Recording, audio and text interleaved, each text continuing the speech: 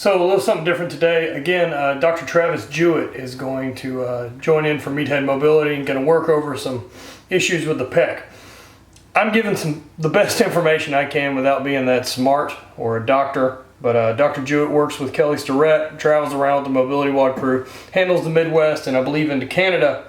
So the guy knows a thing or two about how the body works. So check the video out and check out some of his information and see if it can help you get over some bumps and bruises or fix some issues that maybe you've got going on.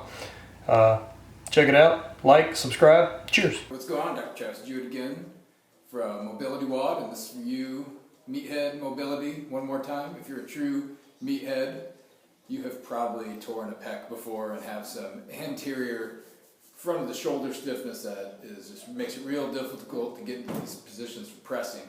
Now I'm going to use a couple of tools to really dig in around here and open up some of this front of the chest, pec wall. I don't know if you can see that.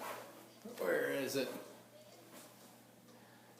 Yeah, it's hard to see the scar in there. Oh, there it is across here. I had a big pec tear. I don't know how long it's been now, 10 years at least, and I have a ton of trouble, especially with this right shoulder, getting it back in this position because they had to stretch this whole pec back and screw it into my humerus. So these are a couple of my favorites. We're going to start with some soft tissue work to really clean this up, and then we're going to add in some patterning with that band on my handicap rail on the wall. So first piece, I've got a couple of tools here. Gemini, Supernova. You can do double the crossball and a softball work just fine as well. The important thing is I'm going to get you up on a box using my table here.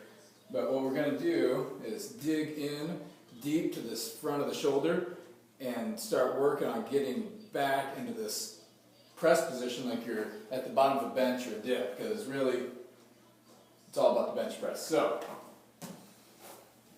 first thing,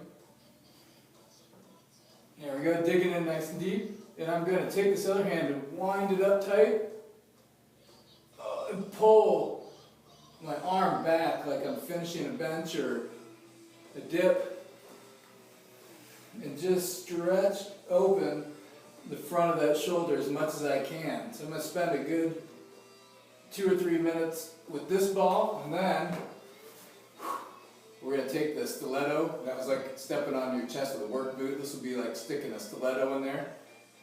If we find a pinpoint spot that's real gristly, then we can come in here with this and stick it in and wind it up. So this is going to be worse because it's more pressure. Oh my gosh. Make sure you get your breathing down.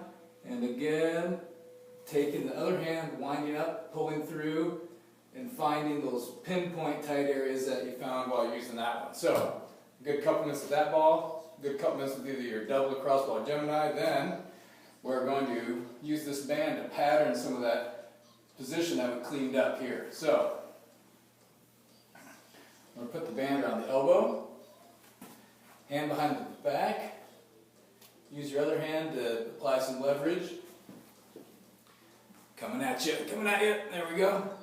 And we're just going to wind that band up as much as we can, and then we're going to contract all the muscles around the chest and shoulder, relax, and let that band pull us back, and dig and find any of those tight areas in the front of the shoulder. You should feel it stretching underneath here.